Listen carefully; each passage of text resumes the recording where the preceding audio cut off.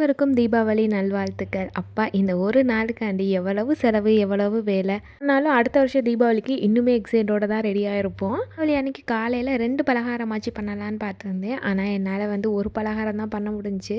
கூடவே இட்லியும் மட்டன் குழம்பும் ரெடி பண்ணிட்டேன்.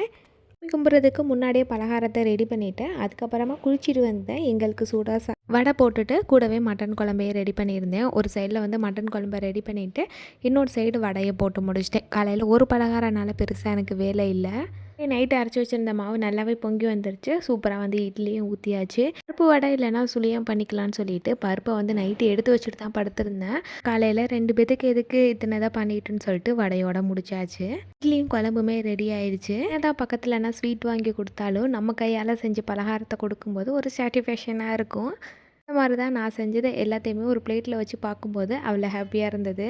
அவ்வளோதான், தீபாவளின்னு தீபாவளியும் முடிஞ்சிருச்சு.